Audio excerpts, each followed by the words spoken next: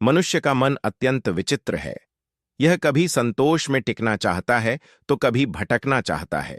विशेषकर जब बात प्रेम और शारीरिक संबंधों की आती है तो मन का द्वंद्व और भी बढ़ जाता है।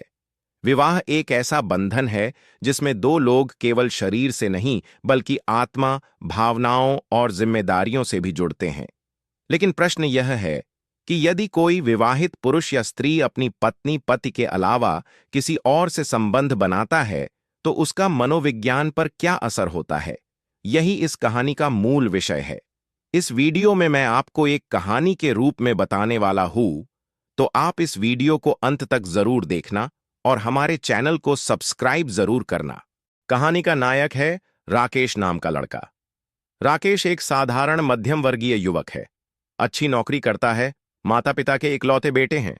कुछ साल पहले उसकी शादी नीलम नाम की लड़की से हुई थी।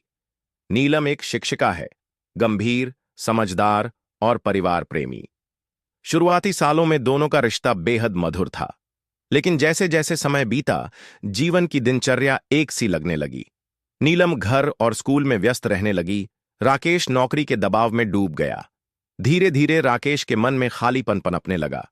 राकेश का मन बार बार सोचता, क्या यही जीवन है? हर दिन वही चेहरे, वही बातें, वही संबंध। यहीं से मन में भटकाव शुरू हुआ। मनोविज्ञान कहता है कि जब किसी व्यक्ति को नवीनता, नॉवेल्टी की कमी महसूस होती है तो वह नई उत्तेजना, नया अनुभव खोजने लगता है। शादीशुदा लोगों में यह स्थिति और भी अधिक देखने को मिलती है। राकेश के दफ्तर में काम करने वाली एक महिला थी, रश्मि। रश्मि एक अविवाहित लड़की थी, हंसमुख थी और खुले विचारों वाली थी। राकेश और रश्मि के बीच रोजमर्रा की बातें होतीं। धीरे धीरे यह बातचीत बढ़कर निजी जीवन तक पहुंच गई। रश्मि ने राकेश को वह ताजगी दी जिसकी कमी उसे अपने वैवाहिक जीवन में महसूस हो रही थी। राकेश को लगने लगा कि वह फिर से जवान हो गया है। उसका आत्मविश्वास लौटने लगा। रश्मि की मुस्कान, उसके साथ बिताए कुछ पल राकेश को गहराई से लुभाने लगे। राकेश ने पहली बार महसूस किया कि वह भावनात्मक रूप से खिसक रहा है। साइकोलॉजी बताती है कि जब कोई पुरुष या स्त्री विवाह के बाहर आकर्षण महसूस करता है तो दिमाग में डोपामिन नामक रसायन अधिक सक्रिय हो जाता है। डोपामिन खुशी और पुरस्कार का हार्मोन है। यह हमें उत्तेजित करता है, हमें लगता है कि हमने कोई नया खजाना पा लिया है। लेकिन असली समस्या यहीं से शुरू होती है। एक दिन ऑफिस की पार्टी के बाद राकेश और रश्मि अकेले रह गए। बातों बातों में हाथ थामना, फिर गले लगना और धीरे धीरे रिश्ता शारीरिक स्तर तक पहुंच गया। पहली बार राकेश को ऐसा लगा जैसे उसने कोई बड़ा पाप कर दिया हो। उस रात वह करवटें बदलता रहा। उसके अंदर दो आवाजें थीं।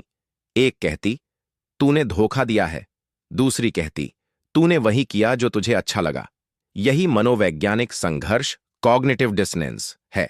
जब इंसान का आचरण उसके नैतिक मूल्यों से टकराता है तो उसके भीतर मानसिक तनाव पैदा होता है। नीलम को राकेश के बदले हुए व्यवहार का आभास होने लगा। वह देखती कि राकेश अब उतना खुलकर बात नहीं करता। कभी अचानक मोबाइल छिपा लेता, कभी देर रात तक बाहर रहने लगा।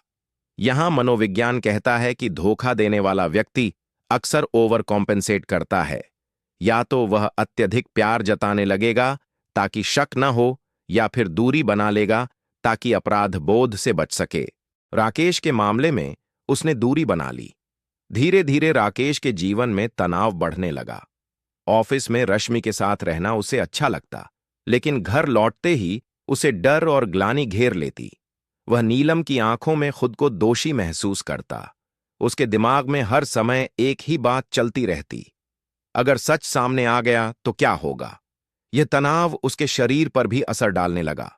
साइकोलॉजी और मेडिकल रिसर्च के अनुसार गुप्त संबंध रखने वाले लोगों में हार्ट अटैक, हाइपरटेंशन और डिप्रेशन का खतरा 2 गुना बढ़ जाता है।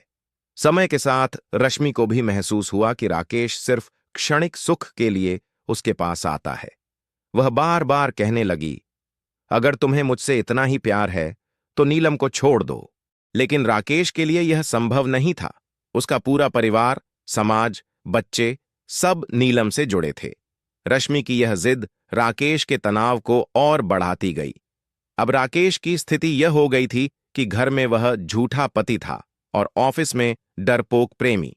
साइकोलॉजी कहती है कि जब कोई व्यक्ति अपने जीवन साथी से विश्वासघात करता है तो उसका सेल्फ इमेज कमजोर हो जाता है। वह खुद को कभी सच्चा महसूस नहीं कर पाता। कैसे राकेश का मन शादीशुदा जीवन में ऊब कर बाहर आकर्षित हुआ, कैसे एक छोटी सी नजदीकी धीरे धीरे शारीरिक संबंध में बदल गई और कैसे उस एक कदम ने राकेश के पूरे मानसिक संसार को हिला दिया। यह सिर्फ राकेश की कहानी नहीं है, बल्कि मनोविज्ञान कहता है कि दुनिया के 70% से अधिक धोखा देने वाले पुरुष और स्त्रियां इसी तरह के मानसिक द्वंद्व और तनाव से गुजरते हैं। समय बीतने के साथ राकेश और नीलम के रिश्ते में गहरी खामोशी आ गई। नीलम को लगने लगा कि उनके बीच एक अदृश्य दीवार खड़ी हो गई है।